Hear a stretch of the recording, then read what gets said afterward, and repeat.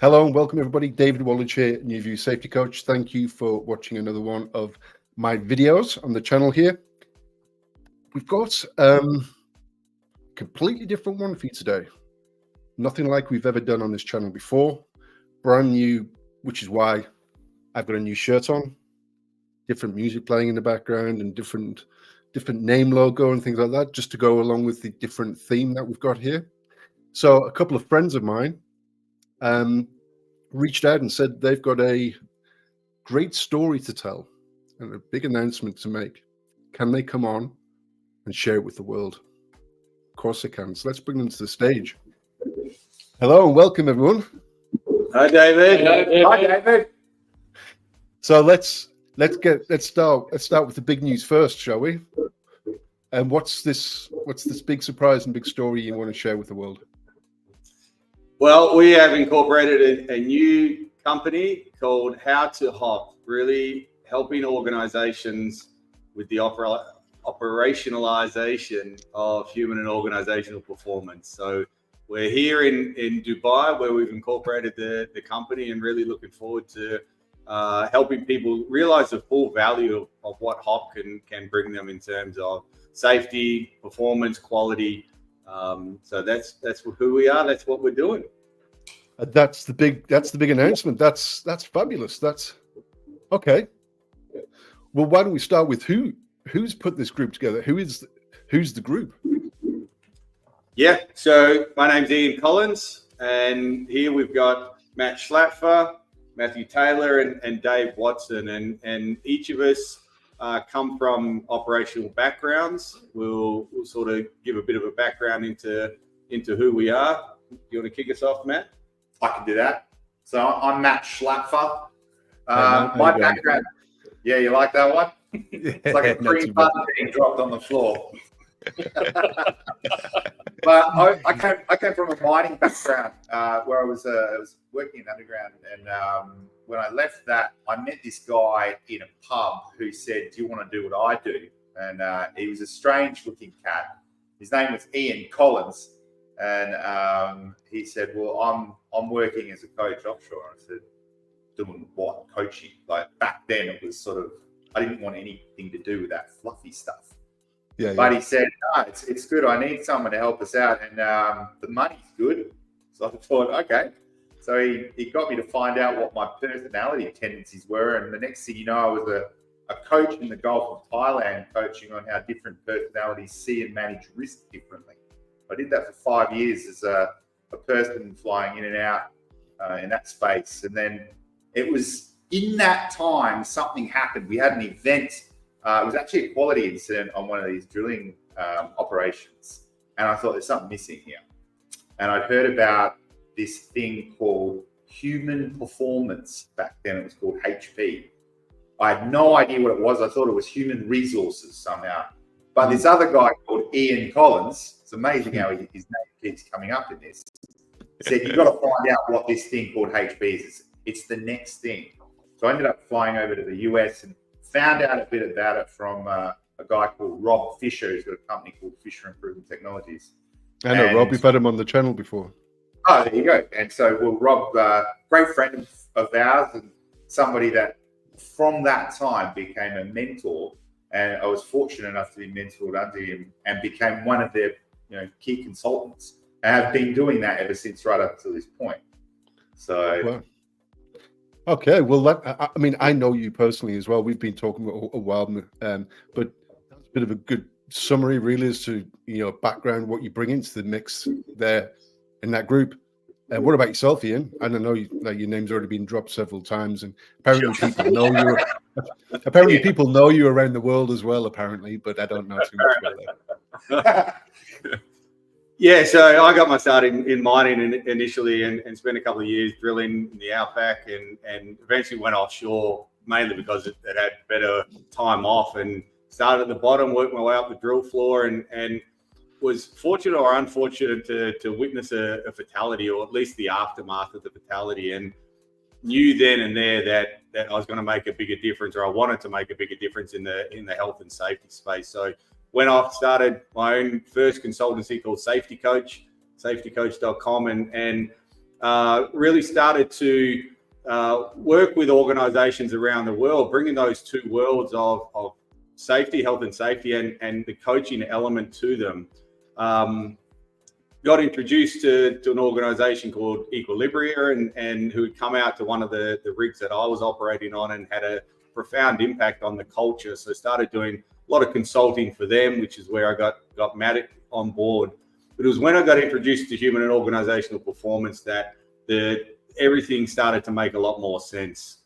Really understanding how and why people make mistakes and what we can do about them. So been working, consulting with Fisher Improvement Technologies for about 10 years now. Wow. Eventually that got to a point where I was doing so many different bits and pieces that pretty much came to a point of burnout, and got through that whole process through a lot of practices, building better habits, and really understanding how I can do what I do because I love it, and it gives me such purpose, but do it in a much more healthy, sustainable way. And so I started coaching people around well-being, and eventually led to the formation of one of my other companies called Wellbeing Daily, designed primarily for busy people. What are some of the things that they can be doing on a daily basis, hence the name, that can really help them optimize their well-being? There's a real overlap between well-being and human performance, or human and organizational performance, because guess what? The more stressed out people are, the more fatigued they're going to make more errors. So really look at that intersection between well-being and HOP as well. Yeah. I'll leave it at that. No, awesome. Thank you. And just there as well, something came to mind was HOP is obviously the new thing that's come out. It's not new, and it's not just come out. I mean, we already know that as well, but having so much experience, even just between the two of you so far within the HOP world, is fairly unique. It's a fairly unique, set of time served that you bring into the table, isn't it? Well, all that aside, Matt, what about yourself? Let's hear from you. Hello, Dave. Hey, mate. Matthew Taylor. I'm the current managing director of Meta Transform Limited. So I started my career fresh out the box, 18 years old, on the oil rigs. Started off working for a drilling company. Some of the best times of my life doing that work, real hands-on, being involved, high-risk stuff. Which was a fantastic base for me to kind of learn the basics of health and safety and what good looks like. And am I right in assuming as well that from your accent, you were doing all this work out of Scotland and some of the oil rigs in the North Sea? Yeah, that's right, David. I've worked in the North Sea for the first couple of years in my career. So yeah, Roger. Real harsh environments, but it was great fun. Great fun. And that's where I actually met Ian. I think I was roughnecking at the time, and Ian came on board to do some e-colours for us all there. So I met Ian there, and we've kept in touch ever since. So it's been about 13 years ago. And since then, I've been working with various oil and gas companies in pretty senior safety roles, all the way from a health and safety advisor up to even global HSE manager roles. I then made the exit from oil and gas and started working in heavy manufacturing. So I was working for a number of companies that made lots of aeroplane engine parts and different things. And my last big staff role was the HSE director for British Steel. So I had a team of 126 health and safety professionals reporting directly into me. An annual budget of 12 million, which sounds a lot, but when you're in a steel works, it's not that much. So decided to then start my own venture doing health and safety transformation and culture change, and hence Meta Transform was born. So Meta stands for the most effective techniques and technologies available, and what we do is help businesses transform their health and safety performance. But throughout the last 10 years of my career, we've been doing human performance, human factors, HOP as it's now known. Yep. And in the last couple of years, I've also became an associate of Fisher Improvement Technologies and learned so much from Rob Fisher. He's, like for many of us in this room, he's become a really good friend and a really good mentor.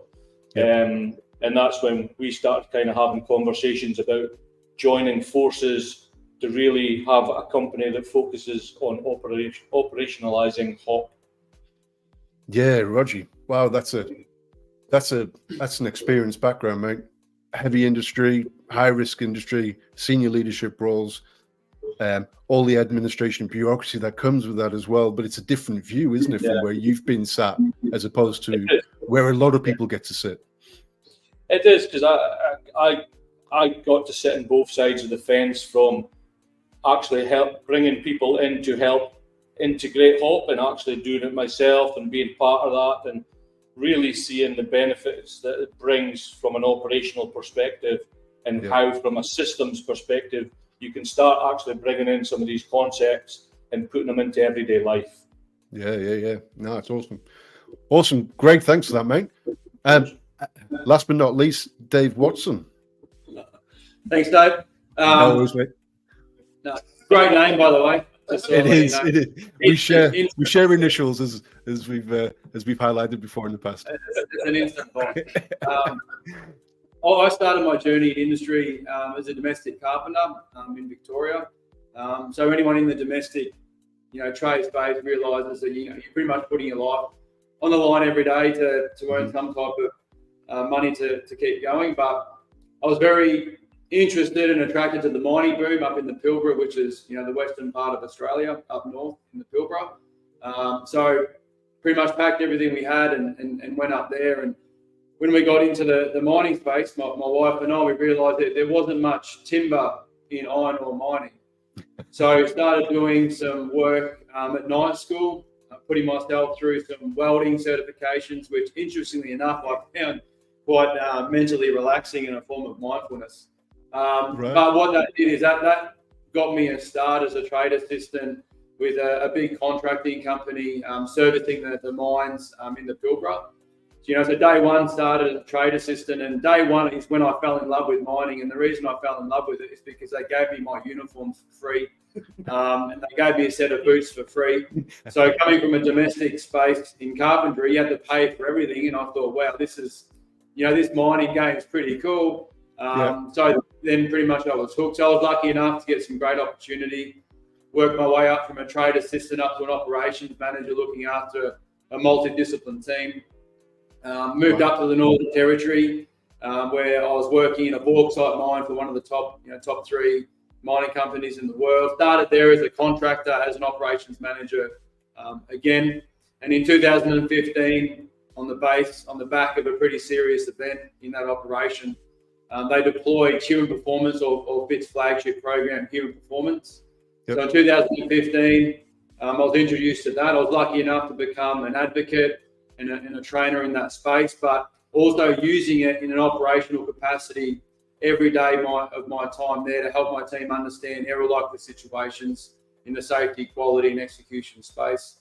But what I loved during that time of 8 years of practically applying Fisher Improvement program and these HOP principles is I was able to push it and pull it in a way that I could land it with anyone. So, whether you've got a senior fitter that's been on site for longer than I've been alive, all the way through to, 150 high turnover contractors coming in to perform a shutdown and doing sort of like a keynote in front of those people to try and explain to them what human performance is, the key principles, embedding some language to enable us to effectively communicate. And I did that for 8 years. Loved it. It became part of everything I did. I very much call it the matrix. Once you see it, you can't unsee it, and you can use it in your professional life, in your work life, because we make mistakes and errors in both. But in about 2022, decided to leave the Northern Territory and move sort of mainstream based on some family decisions, and naturally gravitated towards Rob Fisher. I stayed connected with Rob pretty heavily during my time at Rio, especially because I was in love with sort of what he had with the Fisher improvement, human performance, the principles, the tools, the techniques, and the language. So gravitated to him and said, I'd love to be part of whatever you're doing. Can we work together? Can I become an implementation partner? Just how can I help really communicate what this is? Because I've felt the impact and seen the impact that human performance can have if done correctly with people from CEOs, C-suites, all the way through to, high turnover, shutdown contractors, and became an implementation partner with Fisher Improvement Technologies. In a sense, that's how we got here.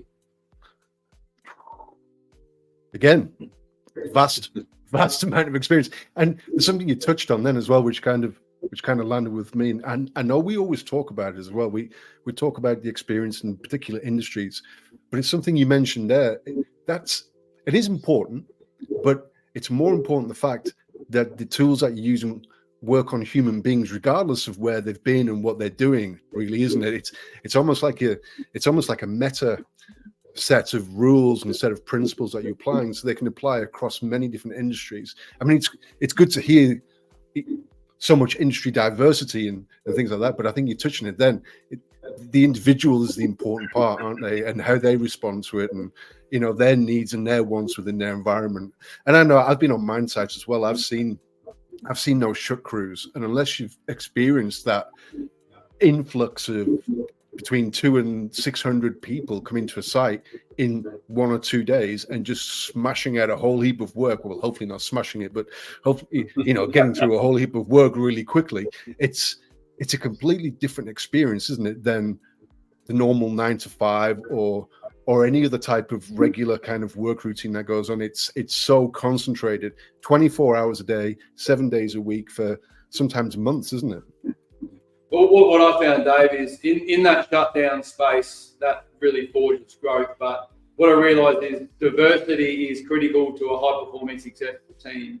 Yeah. And what I found myself really much in the middle of safety professionals, operational managers, and so forth. But then how do I convey what they're talking about in a way that can land with anyone in a short period of time? And what I find with what we do and practically applying HOP and using Fisher Improvement Technologies, common language and common definition, that helps us effectively communicate. And if we don't have that common language, it can lead to misunderstanding, confusion, and situations where people just feel lost and they don't really feel safe to be able to voice what they're seeing and feeling. So I always love the practical application side, because you could embed a common language which is linked to a common definition, and it can help someone that's brand new into the company effectively communicate with the operations manager or the VP of safety who are doing interactions with them on the field. Yeah, understand it first and then be able to communicate it, because there's a shared definition as to what it's actually talking about there. No, I agree. It's well, thank you everyone for that intro. That's amazing.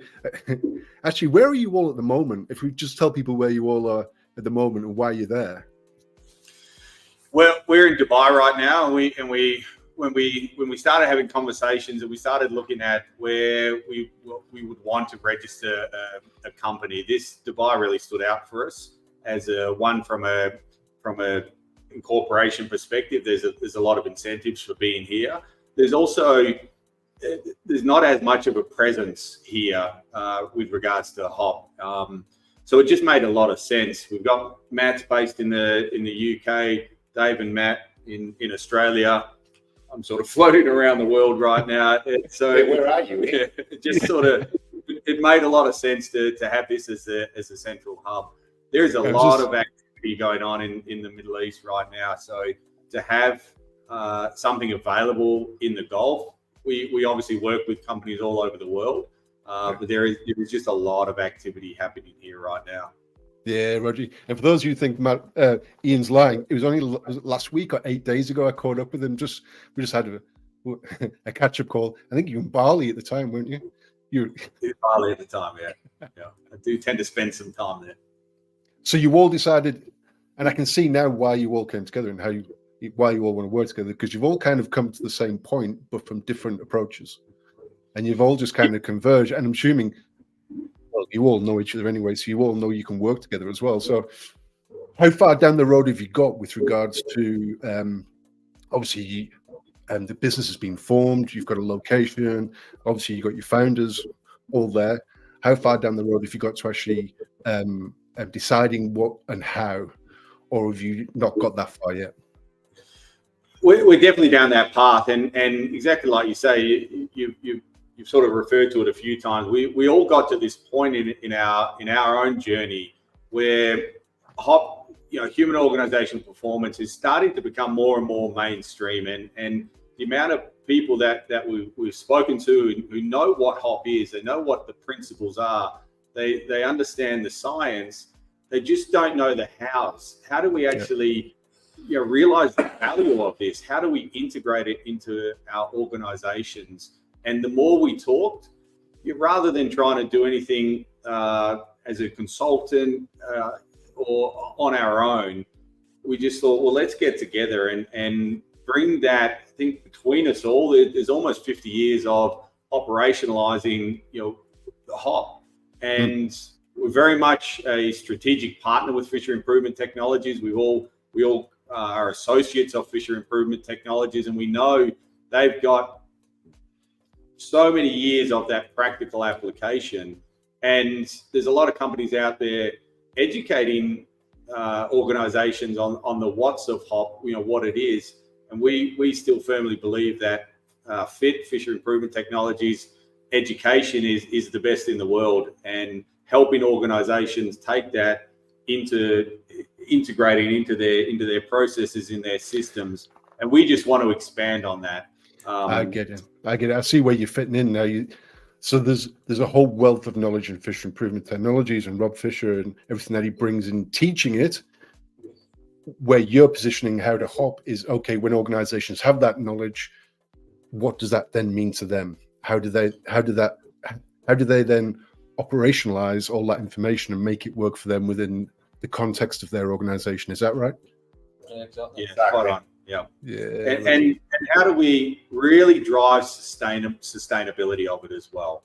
How do we make this not just the thing of the month? How do we make this just part of the way that an organization does their business? Dave referenced the language, that common language that we can embed in an organization that makes that ability to work, to perform, to manage risk even more effective than it may currently be.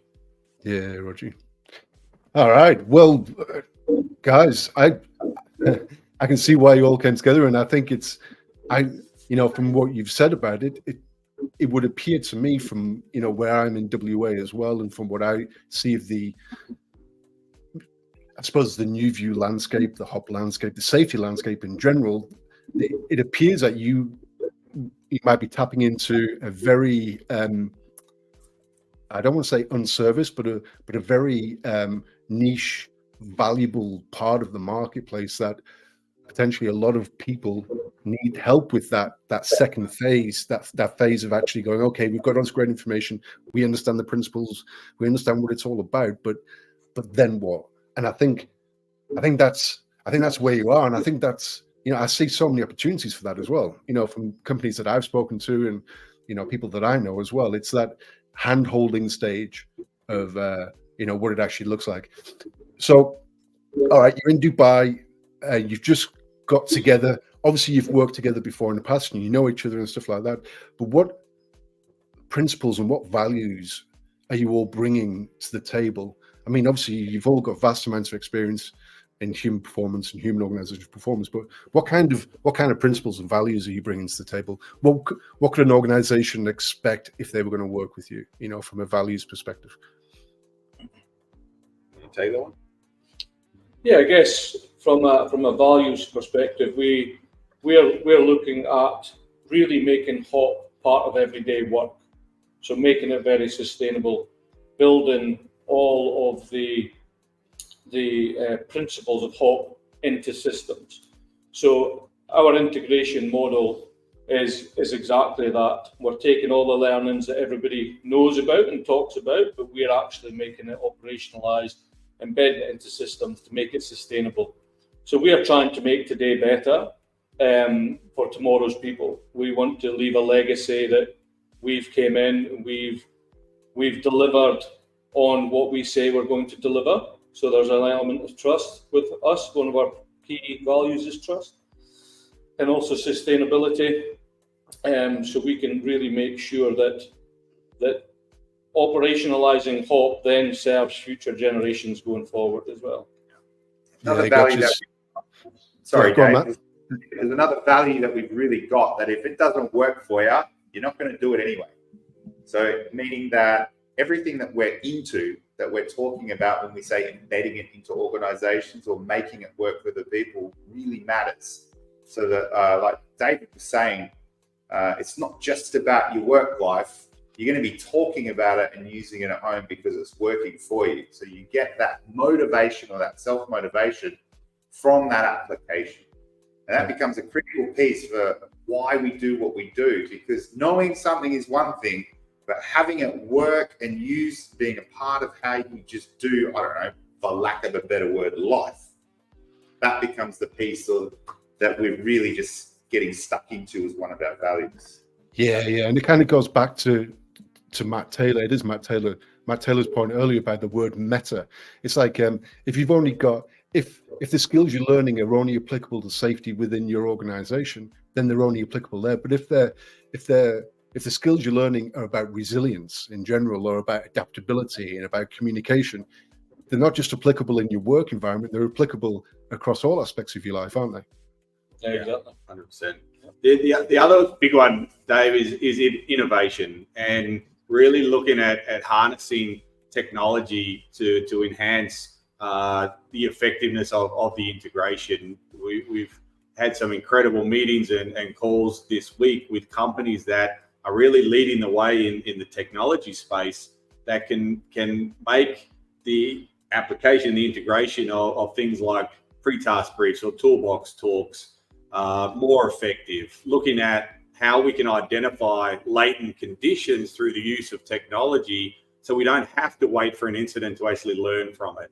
Gotcha. So innovation is very much going to be at the heart of what we do, and having a suite of tools and resources available to organizations that are going to fit their needs and their what they're looking for from a HOP deployment and integration perspective. Yeah, Roger. All right. Well, it sounds like. How many more days have you got left in Dubai, or is this the last day for you guys? It's the last day today, yeah. The last day today. How long's it been? Almost a week. Almost a week. So this has really just been your inaugural meeting, getting everyone together that you can work with, you value them, they're bringing a whole heap of experience, and brainstorming about the future. So I've got a proposition for you. That sounds amazing. It sounds like you've come up, with a shared vision for the future for the company, which is great.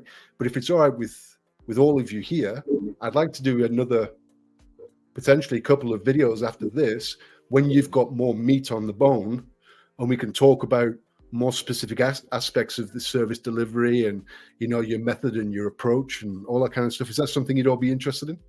Oh, absolutely, yeah. 100%. We'd love to dive into some of the how-tos for the listeners. So and also something. Yeah. All right. Well, I think I've just come up with a name then for the video. We'll call it How to Hop Part 1, and then we'll do How to Hop. This is so original. You can see how my creative brain works, can't you? How to Hop, and then we'll catch up when you're back in your respective countries, I was going to say, and you got more meat for the bone, and then we'll do How to Hop Part 2, and we'll have a look at that. And if there's more we need to do, we can always do more. We can, that's fine. But thank you so much for coming on and sharing this announcement. It's amazing. I've got this entrepreneurial type feeling in me as well. I've had it my whole life. I always like being involved in new projects and working towards new things and having vision. It's the exciting time, isn't it? It's the really juicy kind of.